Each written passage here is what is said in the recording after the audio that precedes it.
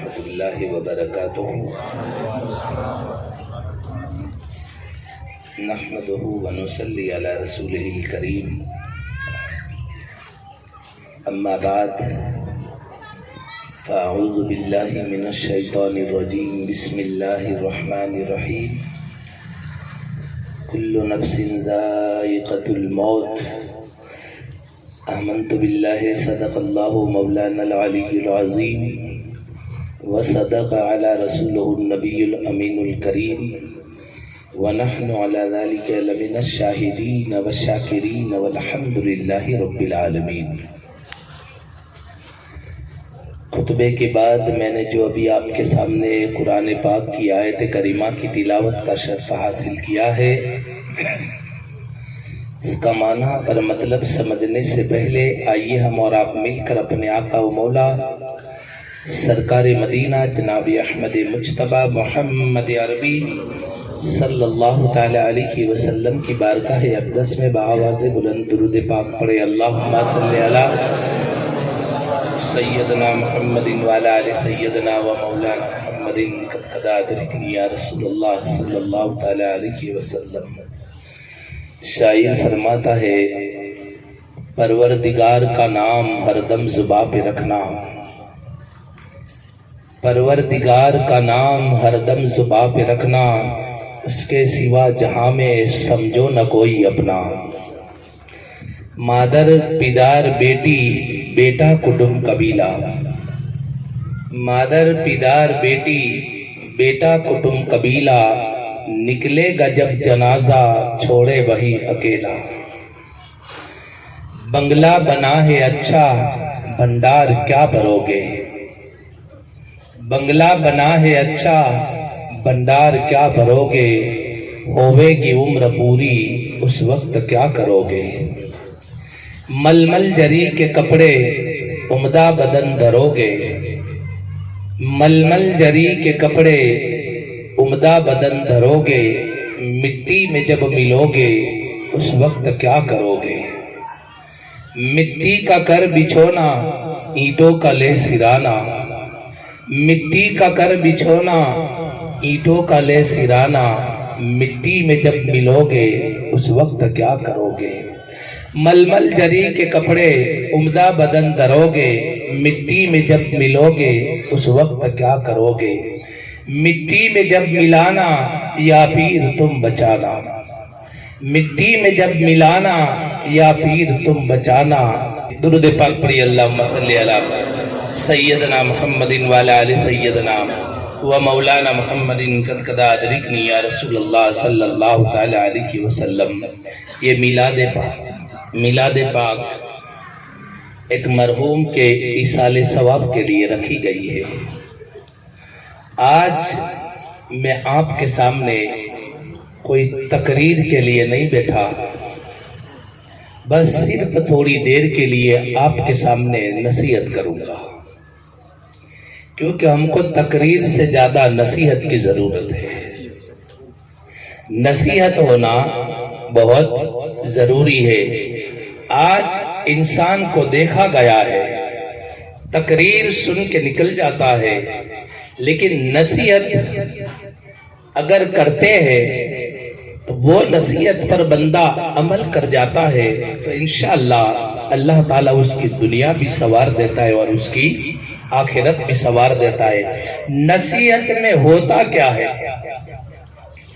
نصیحت میں ہوتا کیا ہے؟ نصیحت میں نکتے ہوتے ہیں، ہے نا؟ مطلب سمجھو سادی زبان میں ایک پوائنٹ ہوتے ہیں، پوائنٹ جو ہم کو بتائے جاتے ہیں کہ بھئی ایسا ایسا کام کرو گے تو اللہ تعالیٰ ہماری زندگی آسان کر دے گا۔ اس کو نصیحت کہتے ہیں۔ کس طرح سے زندگی کو بشر کرنا، کس طرح سے دنیا میں رہنا اور کس طرح سے انسان کو عمل کرنا چاہیے، اس کو نصیحت کہتے ہیں۔ درود پاک پڑھی، اللہم صلی علی سیدنا محمد وعلی آل سیدنا و مولانا محمد قد قضا ادرکنی یا رسول اللہ صلی اللہ تعالی علیہ وسلم۔ سب سے پہلے درود پاک کے متعلق میں آپ کو بتانا چاہتا ہوں، انسان جب دنیا سے چلا جاتا ہے، انسان جب دنیا سے چلا جاتا ہے تو آپ یہ بتائیں، میں آپ کو نصیحت کرتا ہوں، مرنے والے کو سب سے اچھا انسان لگتا کون ہے؟ جب انسان جنازے میں سوتا ہے اس کو سب سے اچھا آدمی لگتا کون ہے؟ آپ کو معلوم ہے اللہ کے حبیب صلی اللہ تعالی علیہ وسلم نے فرمایا سب سے اچھا آدمی مرنے والے کو وہ لگتا ہے جو اس کو فائدہ پہنچاتا ہے۔ اس کو فائدہ پہنچاتا ہے تو فائدہ پہنچتا کس طرح سے ہے؟ رونے سے فائدہ نہیں پہنچتا، رونے سے فائدہ نہیں پہنچتا۔ انسان جب محبت کرتا ہے، ایک دوسرے سے جب محبت کرتا ہے تو محبت کرنے والا جس سے محبت کرتا ہے اس کو فائدہ پہنچاتا ہے، محبت کرنے والا کبھی نقصان نہیں کرتا۔ تو مرنے والے کو رونے والا کوئی فائدہ نہیں پہنچاتا، مرنے والے کو فائدہ وہی پہنچاتا ہے جو آتا ہے تو اللہ کے حبیب پر درود پاک پڑھتا ہے، جو آتا ہے تو قرآن پاک پڑھتا آتا ہے اور یہ دل کے اندر سوچتا ہے اے اللہ میں نے تیرے حبیب پر درود پاک پڑھا، اس کا ثواب اس مرحوم کو پہنچاتا ہوں، اے اللہ میں نے کلام پاک پڑھا، اس کا ثواب جو ہے اس مرحوم کو پہنچاتا ہو، تو مرنے والا خوش ہو جاتا ہے اور اس کو فائدہ ہوتا ہے۔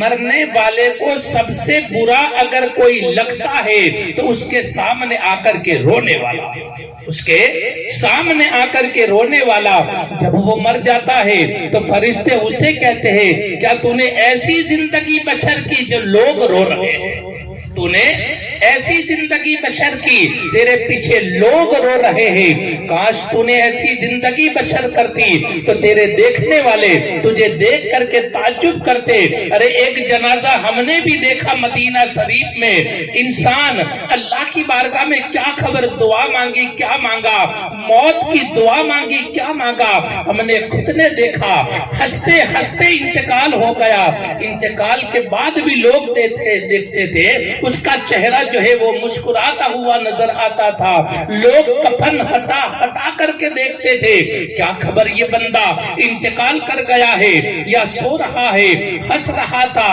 لوگ اس کو دیکھ کر کے دعا مانگتے تھے کاش اللہ ہمیں ایسی موت دیتا، کاش اللہ ہمیں ایسی موت دیتا، زندگی بشر ایسی کرو، لوگ ہمارے جنازے کو دیکھ کر کے تعجب کرے اس نے زندگی جی لی، اچھی زندگی جی ہے، اے اللہ ہمیں بھی تو موت دے، ایمان کی موت دینا، ایسی دعا کیا کرو، اور جو انتقال کر گیا ہے اس کے اوپر رونا چھوڑ دو، اس کے پاس جا کر کے کھڑے ہو جاؤ، نبی پر درود و سلام پڑھو، اور سلام اور درود پڑھنے کے بعد اسی درود کا واسطہ دے کر کے اللہ کی بارگاہ میں یہ دعا کرو اے اللہ میں نے جو درود پڑھا اس کے صدقے میں مرنے والے کی مغفرت فرما دے، اس کو سب سے اچھا آدمی وہ لگتا ہے۔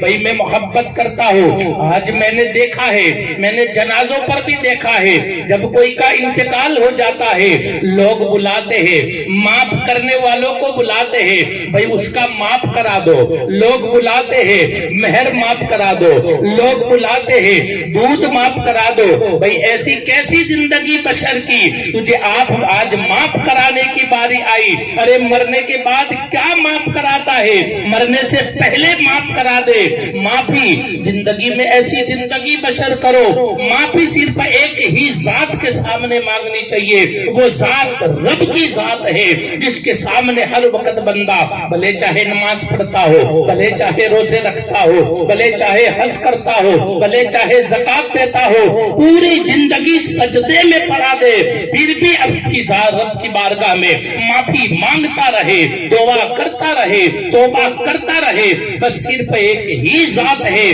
جس کی بارگاہ میں بار بار معافی مانگو، بار بار توبہ کرو، بھلے چاہے سجدے کیوں نہ کرتا ہو، لیکن رب کی بارگاہ میں کم سے کم رب کی بارگاہ میں دن میں 100 مرتبہ توبہ استغفار کرنی چاہیے، 100 مرتبہ तौबा इस्तगफार करनी चाहिए। कैसी जिंदगी बसर करते हैं, मरने के बाद माफ कराने के लिए आते हैं। अरे मरने के बाद क्या माफ करेगा, अब तो सुनता भी नहीं है, अब तो देखता भी नहीं है, खड़े हो जाते हैं, मैंने जो किया वो माफ कर देना। अरे माफ कराना था तो पहले भी दिन थे, है भाई, पहले भी माफ करा सकता था। दूसरा मैं आपको बताऊं, क्या कहते हैं, मेहर माफ कराओ। जनाजे के पास आके क्या कहते हैं, होता है ना भाई ऐसा, मैं नसीहत करता हूं, जनाजे के पास आकर के मेहर माफ कराते हैं। माफ किसकी की जाती है मालूम है, जिसने दी ना हो। अपने तो आली से है ना भाई, अपनों ने मेहर दी है या माफ क्यों कराते हैं। मेहर ना दी हो वो माफ करावे। पहली बात तो ये है कि मेहर कभी उधार न रखे, मेहर कभी बाकी न रखे। और तीसरी बात, दूध माफ कराने के लिए आते हैं। माया नहीं कहती मैं तेरा दूध माफ नहीं करूं, है ना भाई, क्यों नहीं करेगी, क्यों नहीं करेगी ये तो बता मेरे को। बच्चे का तो हक था कि 2 साल तक दूध पिला, ये माँ का हक था, है ना भाई। अब क्या माफ कराते हैं भाई, दूध पिलाना ये माँ का हक बनता है कि अपने बच्चे को दूध पिलावे। फिर भी माँ कहती है कि मैं तेरा दूध माफ नहीं करूंगा, ये सरासर गलत है। हाँ ऐसा करो, मेरी औलाद है तो मेरा कहना नहीं मानती तो मैं तुझे माफ नहीं करूंगी। मैं तो ये कहता हूँ ये भी माँ बाप अपनी औलाद को न कहे, ये भी माँ बाप अपनी औलाद को न कहे। तो मैं मालूम है एक माँ की दुआ और अल्लाह के हबीब की दुआ दोनों बराबर है। माँ की दुआ और अल्लाह के हबीब की दुआ दोनों बराबर है। इसके लिए कहता हूँ माँ बाप अपनी औलाद को कभी बद्दुआ ना करें, माँ बाप अपनी औलाद को कभी बद्दुआ ना करे। माँ बाप अपनी औलाद के लिए हर वक्त अच्छी दुआ करे, क्योंकि माँ बाप की हर एक नेक दुआ को अल्लाह कबूल फरमाता है। तो हमारे रिवाज है एक माफ कराना, जनाजे के पास आके खड़े रहते हैं। भाई अब काई को माफ कराने के लिए आया, माफ कराने के लिए काई को आया। एक बात का ख्याल रखना, औरत भले चाहे मुत्तकी और परहेजगार हो, औरत भले चाहे मुत्तकी परहेजगार हो, पूरे रात पूरा दिन सजदे में पड़ी रहती हो, अल्लाह का जिक्र करती हो, तहज्जुद गुजार हो, यहाँ तक के इशराक भी पढ़ती हो, चाश्त भी पढ़ती हो, अवाबिल भी पढ़ती हो, तहज्जुद भी पढ़ती हो, निफली रोजे भी रखती हो, लेकिन उसका शौहर उससे नाराज है, पूरी रात सजदे में पड़ी रहेगी। अल्लाह के हबीब ने फरमाया उसके लिए फरिश्ते लानत तो करते रहेंगे, नेकी की कोई उम्मीद ना रखे, नेकी की कोई उम्मीद न रखे। अल्लाह के हबीब सल्लल्लाहु अलैहि वसल्लम ने फरमाया औरतों को अगर खुदा के बाद अगर सजदा करने का किसी को हुक्म होता, अल्लाह ताला औरतों को कहता अपने शौहर को सजदा करे। इतना बड़ा मर्तबा है। अरे आपको मालूम है सबसे बड़ा गुनाह कौन सा है? सबसे बड़ा गुनाह नमाज छोड़ना, ये भी गुनाह है, रोजे छोड़ना ये भी गुनाह है, नमाज छोड़ना ये भी गुनाह है, लेकिन सबसे बड़ा, इससे भी बड़ा कोई गुनाह है तुम्हारा घर वाला तुमसे कोई पानी मांगे और कहे थोड़ी देर बाद लाती हूँ। ये सबसे बड़ा गुनाह, ये सबसे बड़ा गुनाह है। अब ऐसे काम करे नहीं है, बाद में जनाजे के पास आकर के माफिया मांगते हैं। अल्लाह से माफी मांगनी चाहिए। मेरी माए और बहने, मैं कोई तकरीर के लिए नहीं बैठा, नसीहत के लिए बैठा हूँ। हमारा काम है नसीहत करना। और याद रखना मर्दों के लिए भी, अगर मर्द अपनी औरत को अच्छी तरह से रखेंगे, मोहब्बत के साथ रखेंगे, तो वही औरत तुम्हारा घर नहीं बल्कि घर को जन्नत बना देगी। ऐसा नहीं कि सिर्फ औरतों का हक है, मर्दों का हक है, औरतों का भी हक है। इसके लिए कहते हैं जहां मियां बीवी दोनों मोहब्बत के साथ रहते हैं, अल्लाह पाक फरमाता है वो घर नहीं बल्कि जन्नत का टुकड़ा है। वो घर नहीं बल्कि जन्नत का टुकड़ा है। आज हम हमारी औलाद के साथ जो सलूक करेंगे, हमारी औलाद के साथ जो सलूक करेंगे, हम अपनी घर वाले को बुरा भला बोलेंगे तो हमारी औलाद देखेगी, हमारी औलाद دیکھے گی وہی برتاؤ وہ اس کی بیوی کے ساتھ کرے گی، اس کی بیوی کے ساتھ کرے گی۔ لیکن میں بتانا چاہتا ہوں جو میاں بیوی گھر میں جھگڑتے ہیں، لڑتے ہیں، اگر ان کی اولاد بڑی ہو گئی، بڑی ہونے کے بعد اس کی شادی کی، شادی کرنے کے بعد اپنی اولاد وہ میاں بیوی دونوں لڑتے ہیں، تو تمہارے میں ہمت نہیں کہ تم اس کو روک سکو، تم روک سکو؟ نہیں روک سکتے۔ کیوں نہیں روک سکتے؟ وہ تم کو دیکھ کے سیکھا ہے، وہ تم کو دیکھ کے سیکھا ہے۔ اور یاد رکھنا سب سے برا آدمی وہ ہے جو اپنی اولاد کو گالیاں دیتا ہے، سب سے برا آدمی وہ ہے جو اپنی اولاد کو گالیاں دیتا ہے، اور سب سے برا آدمی وہ ہے جس کی اولاد یعنی کہ بیٹی وہ اس کے سامنے روتی ہے اور باپ اپنی بیٹی کو رلاتا ہے۔ یہ حضرت علی رضی اللہ تعالیٰ عنہ نے فرمایا سب سے برا باپ وہ ہے جو اپنی بیٹی کو رلاتا ہے، سب سے برا باپ وہ ہے جو اپنی بیٹی کو رلاتا ہے۔ تو میرے بھائیوں ایسی زندگی بسر نہ کرو۔ ہم کہتے ہیں ہم اتنا کماتے ہیں، ہمارے گھروں میں برکت کیوں نہیں ہے؟ ارے برکت کے دروازے تو تو نے پہلے سے بند کر دیے ہیں، برکت کے دروازے تو نے پہلے سے بند کر دیے ہیں۔ ہم دروازہ بند کر کے کہتے ہیں کہ ہمارے گھروں میں ہوا نہیں آتی، ہمارے گھروں میں ہوا نہیں آتی۔ دروازہ تو نے بند کیا ہے۔ ایسی زندگی اللہ کے لیے نہ جیو، اچھی زندگی جیو۔ تم ایسی زندگی جیو کہ تم کو دیکھ کر کے کوئی جینے کا طریقہ سیکھے، تم کو دیکھ کر کے کوئی جینے کا طریقہ سیکھے۔ ارے گھر کا ماحول ایسا بناؤ کہ انسان بات بات پر ہمارے گھر کی مثال دے، بات بار پر ہمارے گھر کی مثال دے، دیکھ وہ گھر والے کتنی اچھی زندگی بسر کرتے ہیں۔ حضرت مولا علی رضی اللہ تعالیٰ عنہ کربلا کے میدان کے اندر دیکھا گیا 4 سال تک ایک یہودی جو ہے آپ کے گھر کے پڑوس میں رہتا تھا۔ جب 4 سال ہوئے، 4 سال کے بعد یہودی کی نگاہ پڑی، ایک چھوٹا سا بچہ مولا علی رضی اللہ تعالیٰ عنہ کے خاندان کا چھوٹا سا بچہ جب باہر آیا تو امام حسین رضی اللہ تعالیٰ عنہ سے کہنے لگا یہ کون ہے؟ بولے ہماری اولاد ہے۔ تو کیا کہتے ہیں معلوم ہے؟ اور بھی بچے اندر ہے؟ بولے ہاں اللہ کا فضل و کرم ہے، بچے بہت ہے۔ تو وہ یہودی کیا کہتا ہے معلوم ہے؟ 4 سال سے میں ایک ہی دیوار میں رہتا ہوں، نہ میں نے کبھی بچوں کے رونے کی آواز سنی ہے، نہ بولنے کی آواز سنی ہے۔ آپ کے یہ اخلاق دیکھ کر کے میں کلمہ پڑھ کے مسلمان ہوتا ہوں، یہ اخلاق دیکھ کر کے کلمہ پڑھ کے مسلمان ہوتا ہوں۔ اب آپ اندازہ لگاؤ ہمارے گھروں کا ماحول کیا ہے۔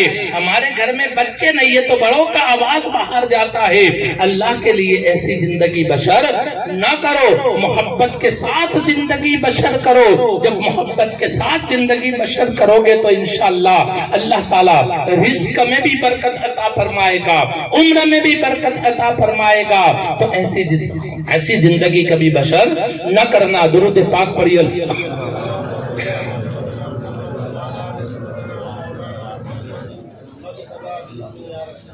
صلی اللہ تعالی علیہ وسلم۔ تو میں آپ سے کہہ رہا تھا کہ یہ محفل کے اندر ہم کو ابھی نصیحت کی ضرورت ہے۔ ہمارے پاس سب کچھ ہے، موبائل بھی لے کے بیٹھتے ہیں، ہم سب کچھ کرتے ہیں، موبائل کے اندر ہم ریکارڈنگ بھی کرتے ہیں، سب کچھ کرتے ہیں۔ لیکن میرا کہنا یہ ہے جو ریکارڈنگ کرتا ہے اس کا دھیان میلاد میں ہوتا نہیں ہے، اس کا تو ہر وقت موبائل کی طرف دھیان ہوتا ہے کہ ریکارڈنگ ہوا یا نہیں، ریکارڈنگ ہوا یا نہیں ہوا۔ پھر ریکارڈنگ کے بعد انسان دیکھتا بھی نہیں ہے اس کو میں وائرل کروں یا نہ کروں، وائرل کروں یا نہ کروں۔ یہ گھر کی بات ہے نا، یہ گھر کی بات ہے۔ اس کے لیے میں آپ کو نصیحت کر رہا ہوں۔ تقریر ہوتی تو بار میں ضرور تقریر کرتا، گھر میں تقریریں نہیں ہوتی، گھر میں تو نصیحت ہوتی ہے، گھر میں نصیحت ہوتی ہے۔ درود پاک پڑھیے۔ اللہم محمد وبارک وسلم صلو علیہ الصلوۃ والسلام علیہ یا رسول اللہ صلی اللہ تعالی علیہ وسلم۔ جب بھی ہمیں کوئی درود کا کہے ہم آہستہ نہ پڑھیں، ہے نا بھائی. ہم آہستہ درود نہ پڑھے. مدینہ شریف میں جاؤ, پورے مدینہ شریف میں بلند آواز میں اگر کوئی چیز ہوتی ہے وہ درود پاک ہوتا ہے. انسان نماز پڑھتا ہے تو اللہ پاک فرماتا ہے کہ میں اپنی مرضی کا مالک ہوں, قبول کروں یا نہ کروں. انسان روزہ رکھتا ہے تو اللہ فرماتا ہے میں اپنی مرضی کا مالک ہوں, تیرا روزہ قبول کروں یا نہ کروں. انسان حج کرتا ہے, زکات دیتا ہے, خیرات کرتا ہے, کوئی بھی عمل کرتا ہے, اللہ فرماتا ہے میں اپنی مرضی کا مالک ہوں, قبول کروں یا نہ کروں. لیکن درود ایک ایسی چیز ہے, اللہ پاک فرماتا ہے تو چلتے چلتے پڑھے گا تو بھی قبول کر لوں گا, سوتے سوتے پڑھے گا تو بھی قبول کر لوں گا, کام کرتے کرتے پڑھے گا تو بھی قبول کر لوں گا. اس کے لیے تو ہم عبادت سے پہلے درود پڑھتے ہیں, عبادت سے پہلے درود پڑھتے ہیں تو اللہ تعالیٰ درود کے صدقے ہماری عبادت کو قبول فرما لیتا ہے. بہت سے لوگ کہتے ہیں کہ درود نہیں پڑھنا چاہیے, ہے نا بھائی.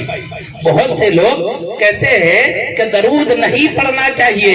بھائی سب سے پہلی بات یہ ہے کہ اللہ پاک نے درود کا حکم دیا کس کو, ہے نا. درود نو اللہ پاک کے کون کہی, درود کا حکم دیا کس کو معلوم ہے؟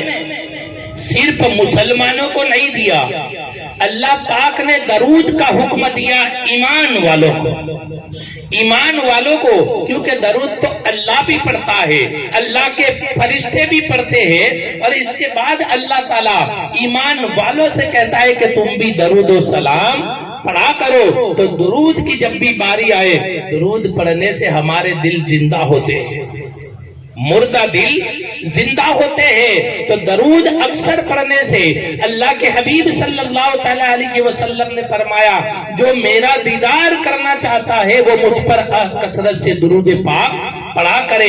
ہم خالی قبرستان میں جا کر کے ایک درود پڑھے, یہاں بیٹھ کے صرف ایک درود پڑھے, اللہ قبول کر لے تو اللہ تعالیٰ مرنے والے کی بھی مغفرت فرما دے, ہمارے بھی گناہوں کو معاف فرما دے. تو درود پڑھنا چاہیے. کوئی یہ نہ سوچے کہ ایک درود اور سب کی مغفرت, ہے نا بھائی, ایک درود اور سب کی مغفرت.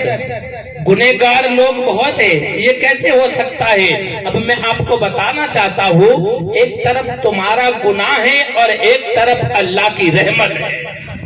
چلو بتاؤ, رحمت بڑی ہے یا گناہ بڑا ہے؟ اللہ کی رحمت بہت بڑی ہے, پہاڑوں کے برابر بھی اگر ہمارے گناہ ہے, اور ایک طرف اللہ کی رحمت ہے تو اللہ کی رحمت ہم کو معاف کر دے گی. تو یہ نہ سوچو کہ ایک درود سے کیسے مغفرت ہو جائے گی. ارے ایک درود سے اللہ چاہے تو لاکھوں کروڑوں کی مغفرت فرما دیتا ہے. درود کیا چیز ہے؟ درود پاک پڑھیے, اللہم صلی محمد وبارک وسلم صلو علیہ صلاۃ وسلام علیہ یا رسول اللہ صلی اللہ تعالی علیہ وسلم. بہت سے لوگ یہ بھی سوچتے ہوں گے کہ قد قدا ادرکنی کیوں پڑھتے ہیں, ہے نا بھائی. کوئی کے دل کے اندر وہم ہوگا کہ بہت بھائی لاکھوں درود ہے, قد قدا ادرکنی کیوں پڑھتے ہیں؟ قد قدا ادرکنی کا مطلب کیا ہوتا ہے معلوم ہے؟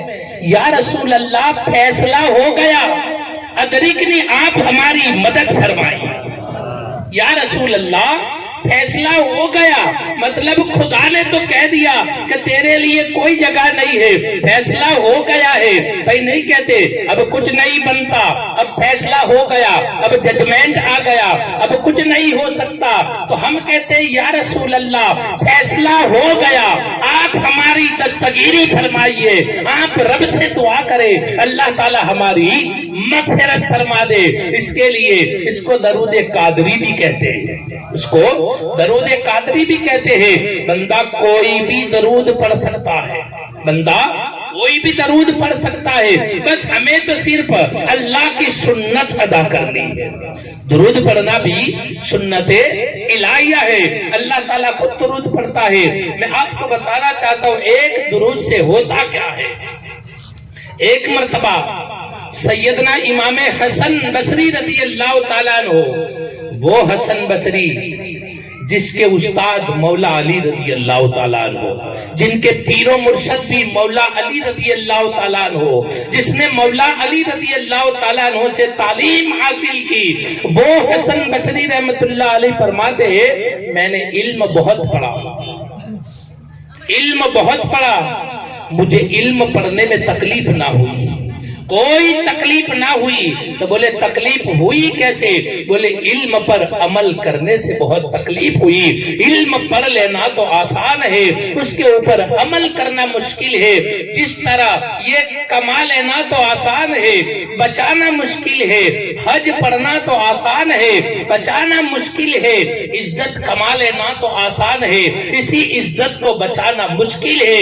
عزت تو وہی کام آتی ہے جو رب دیتا ہے، عزت اسی کی رہتی ہے جس کو رب دیتا ہے۔ اور جو حج کرتے ہیں، حج کرنے کے بعد جب انسان آتا ہے، اگر کچھ آڑا ٹیڑھا کچھ بھی بولتا ہے تو کیا کہتے ہیں؟ توبہ اللہ، یہ حج پڑھ کے آیا۔ پھر بندہ کیا کہتا ہے؟ اچھا ہوا ہم نے نہیں پڑھی۔ بندہ ایسا کہتا ہے بھائی وہاں حج میں جاتے ہیں تو جھوٹ بولنا نہیں سکھاتے، ڈائریکٹ ٹارگٹ تم حرم شریف کو نہ کرو، مدینہ شریف میں جھوٹ بولنا نہیں سکھاتے۔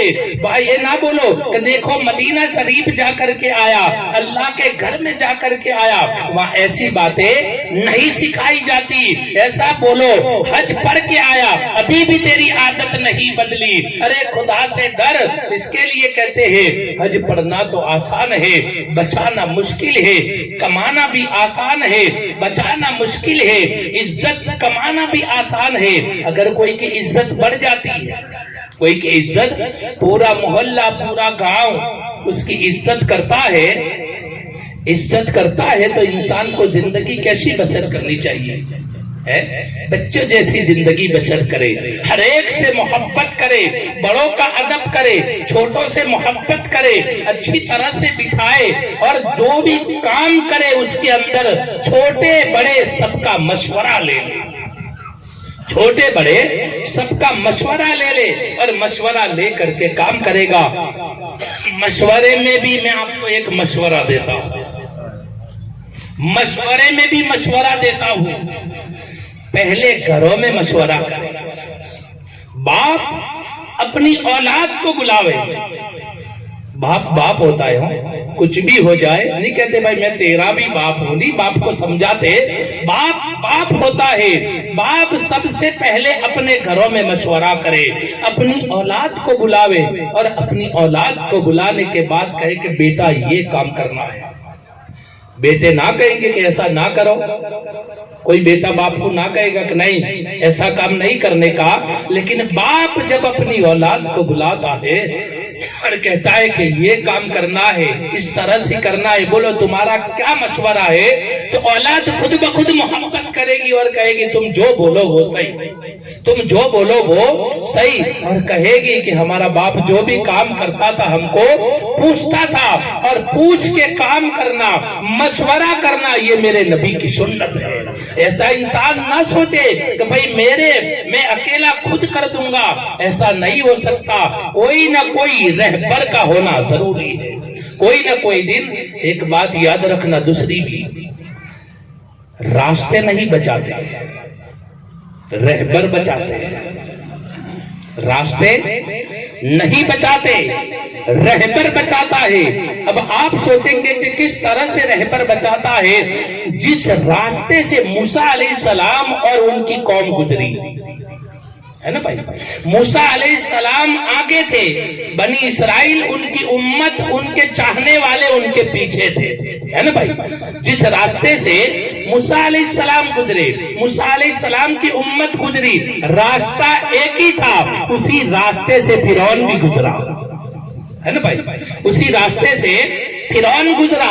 موسیٰ علیہ السلام اور ان کی قوم تو پار کر گئی، فرعون آگے تھا، اس کے فرعونیوں، ان کے چاہنے والے فرعون کے پیچھے تھے، اسی راستے میں دب کر کے مر گئے۔ اس سے پتہ چلا راستے نہیں بچاتے، رہبر بچاتے۔ راستے نہیں بچاتے، رہبر بچاتے ہیں، تو رہبر سے زندگی بسر کرنی چاہیے۔ اگر رہبر سے محبت کرتے ہیں، پوچھ کے کام کرے، انشاءاللہ راستے بھی آسان ہو جائیں گے، تکلیف بھی آسان ہو جائے گی، اللہ پاک تکلیفوں کو دور کرے گا۔ بہرحال میں آپ سے کہہ رہا تھا درود کیا چیز ہے۔ امام حسن بصری رضی اللہ تعالیٰ عنہ کی بارگاہ میں ایک عورت آئی، ایک خاتون آئی، کہنے لگی، کوئی نے یہ سوچا ہو کہ بھائی درود سے کیا ہوتا ہے، تو میں آپ کو بتانا چاہتا ہوں۔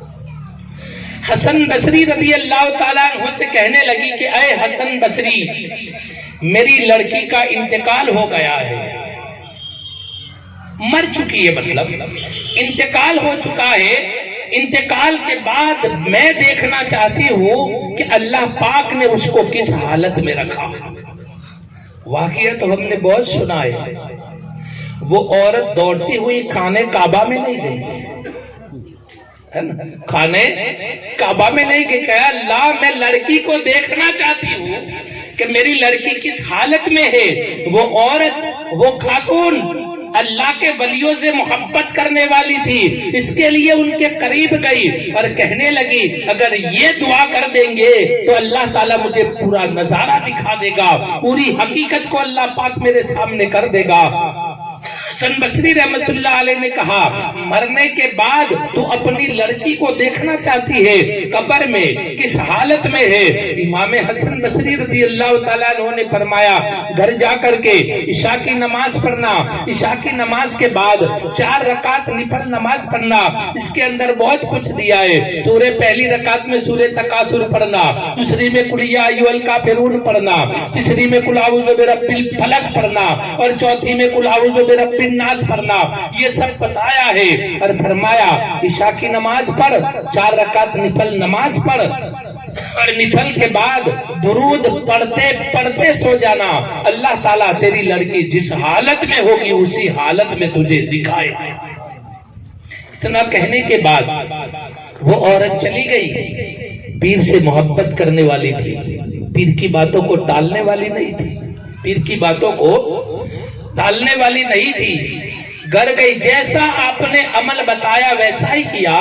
رات کو جب درود پڑھتے پڑھتے سو گئی تو اس کی آنکھ لگ گئی، تو خواب میں دیکھا قیامت کا منظر ہے، جہنم بھی ہے، اور جہنم میں کیا دیکھا کہ اس کی لڑکی جہنم کے عذاب کے اندر مبتلا ہے، جہنم میں جل رہی ہے۔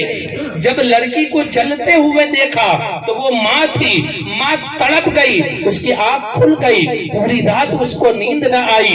فجر میں جب حسن بصری رضی اللہ تعالیٰ عنہ کی بارگاہ میں پہنچی اور کہنے لگی کہ حضور جیسا عمل آپ نے بتایا تھا میں نے ویسا ہی عمل کیا، لیکن کیا دیکھتی ہوں کہ میری بیٹی جو ہے جہنم کے عذاب کے اندر مبتلا ہے، اس کے لیے کچھ دعا کرو، اللہ تعالیٰ اس کی مغفرت فرما دے۔ حسن بصری رضی اللہ تعالیٰ عنہ نے فرمایا جا تیری بیٹی کے لیے کچھ صدقہ کرتے، جہنم میں ہے، تیری بیٹی کے لیے کچھ صدقہ کر دے۔ ایک بات یاد رکھنا، صدقے سے اللہ پاک بلاؤں کو دور کرتا ہے، صدقے سے اللہ پاک جو ہے وہ بلاؤں کو دور کر دیتا ہے۔ تو وہ عورت نے گھر جا کر کے صدقہ دے دیا۔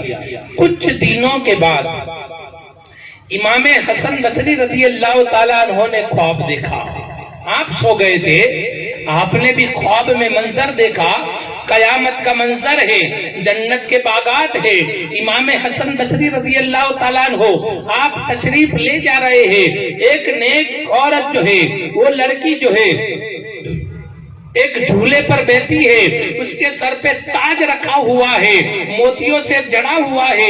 امام حسن بصری رضی اللہ تعالیٰ عنہ قریب سے گزرے تو وہ لڑکی کہنے لگی فقالت تعرفونی حسن، اے حسن کیا آپ نے مجھے پہچانا؟ حسن بصری رضی اللہ تعالیٰ عنہ فرماتے ہیں تو کون ہے؟ میں نے تجھے نہیں پہچانا۔ تو وہ لڑکی کہنے لگی میں وہی لڑکی ہوں میری ماں کو جو آپ نے پڑھنے کا عمل بتایا تھا۔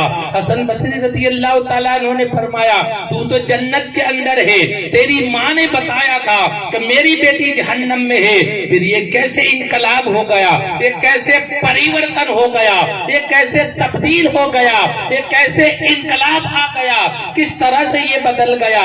وہ لڑکی کہنے لگی میری ماں نے جو بتایا تھا وہ حق بتایا تھا۔ تو پھر یہ کیسے ہوا؟ تیری ماں نے جہنم کا بتایا، تو جنت کے اندر ہے، یہ کیسے ہو گیا؟ تو وہ لڑکی کہنے لگی ہمارے قبرستان کے قریب سے ایک نیک آدمی کا گزر ہوا، اس نے چلتے چلتے صرف ایک مرتبہ درود پاک پڑھا، اور درود پاک پڑھ کر کے مرنے والوں کو ایصال ثواب کیا۔ آپ میری بات کر رہے ہیں، اللہ تعالیٰ نے ہم جیسے گنہگاروں کو اس درود پاک کے صدقے میں 70,000 گنہگاروں کو اللہ تعالیٰ نے جہنم سے نکال کر کے جنت کے اندر داخل کر دیا ہے۔ تو ایک درود جو ہے ہماری تقدیر کو بدل دیتا ہے۔ آج ہم قبرستان کے قریب سے گزرتے ہیں، بائک لے کے بھی چلے جاتے ہیں، موٹر سائیکل پر چلے جاتے ہیں، گاڑیوں میں چلے جاتے ہیں، بس میں بیٹھ کر کے چلے جاتے ہیں، ہمارا راستہ قبرستان کے قریب سے ہوتا ہے۔ تو میں معلوم ہے جب مرنے والا دنیا سے چلا جاتا ہے، اس کو قبرستان قبر کے اندر سلایا جاتا ہے، تو میں معلوم نہیں وہ مرنے والا جو قبر میں ہزاروں من مٹی کے نیچے سویا ہوا ہے، اپنے گھر والوں کو دیکھتا ہے۔ جب اپنا بیٹا باہر نکلتا ہے، مرنے والا قبر میں رہ کر کے دیکھتا ہے، اس کا بھائی نکلتا ہے، اس کی بچیاں نکلتی ہے، قبر میں سوتے سوتے دیکھتا ہے اور کہتا ہے میری اولاد قبرستان کے قریب سے گزرے گی، مجھے زیادہ نہیں تو سلام تو کرے گی، کیونکہ مرنے کے بعد انسان کوئی عمل نہیں کر سکتا۔ مرنے کے بعد اس کے گھر والے جو نیک عمل کرتے ہیں اللہ تعالیٰ اس کا فائدہ پہنچاتا ہے۔ ہوتا کیا ہے، میں نے ایک کتاب میں پڑھا جس کتاب کا نام شان کتابت، اسی کتاب کے اندر پڑھا تھا، لگ بھگ 30-35 سال کی بات ہے، میں نے کتاب میں پڑھا تھا، ایک کتاب میں ایسا لکھا تھا کہ جب مرنے والے کا گھر والا کوئی بھی آدمی جب نکلتا ہے اسی راستے سے نکلتا ہے، جتنے بھی قبرستان والے ہوتے ہیں وہ قبرستان کے دروازے میں آ کر کے کھڑے ہو جاتے ہیں، قبرستان کے دروازے میں آ کر کے کھڑے ہو جاتے ہیں۔ کیوں کھڑے ہو جاتے ہیں؟ تجھے دیکھنے کے لیے، تجھے تو پہلے سے دیکھا ہوا ہے، دیکھنے کے لیے نہیں، اس نیت سے کھڑے رہتے ہیں کہ ہمارا گھر والا ہے، میرا بیٹا ہے، میرا بھائی ہے، میری بچیاں ہیں، قبرستان کے قریب سے گزرے گی، میں ایک نیکی کی وجہ سے جہنم کے اندر جا رہا ہوں، کاش مجھے ایک نیکی مل جائے، اللہ میری مغفرت فرما دے۔ آج میری اولاد جو ہے قبرستان کے قریب سے گزری ہے، ایک سلام کر دے گا، اللہ مجھے 10 نیکیاں عطا فرمائے گا۔ ایسی نیت سے وہ قبرستان کے دروازے پر کھڑے رہتے ہیں، اس کا بیٹا ہو چاہے بھائی ہو، اپنی مستی میں اپنے کپے میں چلا جاتا ہے، دنیا میں پھنسا ہوا ہے، وہ قبرستان کے قریب سے گزر جاتا ہے، سلام نہیں کرتا۔ سب مردے جو ہے مایوس ہو جاتے ہیں، بولے اس نے سلام نہ کرا، بس مایوس ہو جاتے ہیں۔ اس کے بعد ایک دوسرے سے مل کر کے مشورہ کرتے، کاش واپس آئے گا تو سلام ضرور کرے گا، کاش واپس آئے گا تو سلام ضرور کرے گا۔ کہتے وہ بندہ ایک دن کے بعد آئے یا ایک گھنٹے کے بعد آئے، پورا دن جو ہے قبرستان کے گیٹ پر کھڑے رہتے ہیں، وہ بندہ جب واپس آتا ہے سلام کرنا بھول جاتا ہے، سلام نہیں کرتا، تو سب مردے آپس میں مل کر کے کیا کہتے ہیں معلوم ہے؟ کاش یہ کافر ہوگا، کافر ہوگا، اپنا ہوتا تو اپنے گھر کا پتہ ضرور معلوم ہوتا، اپنا ہوتا تو اپنے گھر کا پتہ ضرور معلوم ہوتا۔ ارے وہ ماں باپ جس نے ہمیں اپنا خون پلا کر کے بڑا کیا ہے، اولاد جب قبرستان کے قریب سے گزرتی ہے اپنے ماں باپ کو بھول جاتی ہے، اپنے کٹمب قبیلے والے کو بھول جاتی ہے، اپنے گھر والوں کو بھول جاتی ہے۔ ایسا نہیں کرنا چاہیے۔ بس بیٹا تو یہ سوچتا ہے کہ میرا حق ہے، یہ زیارت کرا دی، میرا حق ادا ہو گیا، 10ویں کی میلاد پڑھا دی، میرا حق ادا ہو گیا، 40 کی میلاد پڑھا دی۔ کبھی ماں باپ کا انسان حق ادا نہیں کر سکتا، اس کے لیے اولاد کو چاہیے ہر نماز میں ماں باپ کو یاد کرے۔ ایک کتاب میں یہ بھی پڑھا، جس نماز کے اندر ماں باپ کو یاد نہیں کیا جاتا اللہ تعالیٰ اس کی نماز کو قبول بھی نہیں کرتا، اللہ تعالیٰ اس کی نماز کو قبول بھی نہیں کرتا۔ ارے ہم نماز میں تو پڑھتے ہیں، التحیات کے بعد درود ابراہیم پڑھتے ہیں، درود ابراہیم کے بعد دعائے معصورہ پڑھتے ہیں، اللہم اغفر لی ولوالدی ولاستاذی ولجمیع المؤمنین والمؤمنات والمسلمین والمسلمات الاحیاء منہم والاموات برحمتک یا ارحم الراحمین، اتنا کہتے ہیں۔ اس کے بعد سلام پھراتے ہیں۔ تو یاد رکھنا چاہیے ماں باپ کے لیے ایصال ثواب کرو، ماں باپ کے لیے قرآن پڑھو، بس صرف ماں باپ کے لیے نہ کرو۔ میرا تو ماننا یہ ہے کہ پوری امت مصطفیٰ کے لیے دعا مانگو۔ تم امت مصطفیٰ کے لیے دعا مانگو گے تو میرا رب تمہیں کبھی نہیں بھولے گا۔ رب کہے گا میں خالق ہوں، مخلوق کو بنانے والا، اور مخلوق کو بنانے والا آج میری ایک مخلوق ہو کے پوری مخلوق کو یاد کرتی ہے تو خالق کیا کہتا ہے معلوم ہے؟ تو نے مخلوق کو نہیں بھولا، میں تو تیرا خالق ہوں، میں تیری بھی مغفرت کر دوں گا۔ تو دنیا کے اندر ہم آئے ہیں، ایسی زندگی بشر کرو، ایسی زندگی بشر نہ کرو کہ بعد میں معافی مانگنے کی باری آئے، ایسی زندگی بشر نہ کرو کہ بعد میں معافی مانگنے کی ضرورت پڑے۔ ارے ایسی زندگی بشر کرو ہم کو دیکھ کر کے کوئی جینے کا طریقہ سیکھے۔ اللہ تعالیٰ نے ہم کو اتنی اچھی زندگی دی ہے، اور یاد رکھنا مرنا سب کو ہے، مرنا سب کو ہے۔ سورج نکلا ہے تو ڈوبے گا ضرور۔ اگر یہ سب کچھ یاد نہ ہو، ڈوبنے کے لیے ہی سورج نکلتا ہے، دہلی نکلتا ہے اور دہلی ڈوبتا ہے۔ اسی لیے کہتا ہوں انسان مرنے کے لیے ہی پیدا ہوتا ہے، لیکن انسان کو دنیا کے اندر ایسی زندگی بشر کرنی چاہیے ہماری مثال بن جائے۔ اس کے لیے کہتے ہیں بچہ جب دنیا میں پیدا ہوتا ہے تو گھر والے خوشیاں مناتے ہیں، تھالیاں بجاتے ہیں، ایسا سب کرتے ہیں نا، کوئی مٹھائی بانٹتا ہے اور بچہ وہاں روتا ہے۔ گھر والے خوشیاں مناتے ہیں اور بچہ وہاں روتا ہے۔ اس کے لیے بچے کو کہتے ہیں تو آیا تو سب روتے تھے، تو آیا تو سب روتے تھے۔ اے بچے تو ایسی زندگی بشر کر کہ تو دنیا سے جائے جنازے میں تو مسکراتا رہے اور پیچھے لوگ روتے رہے۔ پیچھے لوگ رونے کا مطلب سمجھ تو یہ رونا نہیں، یہ رونا نہیں، رونا ایسا رونا کہ کاش اللہ تو مجھے ایسی زندگی دے دیتا، کاش تو مجھے ایسی زندگی دے دینا، ایسی زندگی دے دینا تو زندگی ایسی جیو ہم مثال بن جائے۔ مرنا سب کو ہے، مرنا سب کو ہے۔ کوئی نے دھیان دیا ہے انسان جب دنیا سے جاتا ہے، قبرستان میں جاتے ہیں تو 5 آدمی ہوتے ہیں، کتنے؟ 5۔ واپس آتے ہیں تو 4 ہی ہوتے ہیں، واپس آتا ہے تو 4 ہوتے ہیں۔ کوئی نے کبھی دماغ پر زور دیا کہ 5واں گیا کہاں؟ 5واں وہی تھا جس کو تم اٹھا کے لے گئے، 5واں وہی تھا جس کو تم اٹھا کر کے لے گئے۔ تو کل ہم کو بھی آج اللہ تعالیٰ ہم کو بلاتا ہے کہ میری بارگاہ میں جھک جاؤ، میری بارگاہ میں توبہ کر لو۔ اللہ تعالیٰ ہم کو کہتا ہے نا، اللہ تعالیٰ کہتے ہیں آج تنہا بلا رہا ہوں، آ جا میری بارگاہ میں جھک جا۔ اگر تو نہ جھکا تو کل 4 بندے اٹھا کے لائیں گے، 4 بندے۔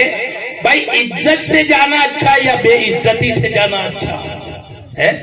عزت سے جانا اچھا کہ بلائے اور چلے جاؤ، بلائے اور چلے جاؤ۔ جب عزت ختم ہو جاتی ہے اس کے بعد کوئی جاتا ہے تو آپ سوچو منڈی نیچے جھکا دیتا ہے۔ ایسا اگر کسی کی نا اتفاقی ہو، کسی کی انبن ہو گئی ہو، شادی ہو یا کچھ بھی ہو، بلانے کے لیے جاتے ہیں وہ بندہ نہیں آتا۔ بڑے بڑے لوگ، حاجی ہو، نمازی ہو، عمر والا ہو، کوئی بھی ہو، جب اس کو بلانے کے لیے جاتا ہے تو کیا کہتا ہے معلوم ہے؟ میں نہیں آؤں گا، کچھ بھی ہو جائے میں نہیں آؤں گا۔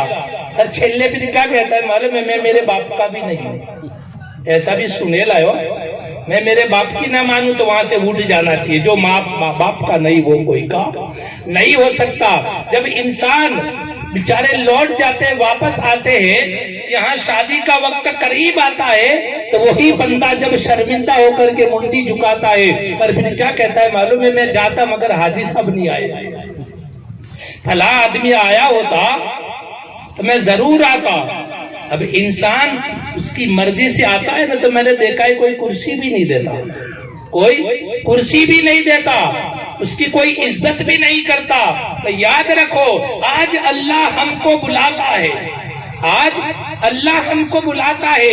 آج ہم کسی کو دعوت دیتے ہیں, وہ دعوت میں نہیں آتا تو ہم ناراض ہو جاتے ہیں. تو میں تیرے سے بات نہیں کروں, میں تیرے سے مصافحہ بھی نہیں کروں, آج کے بعد تیرے گھر میں قدم نہیں رکھوں گا.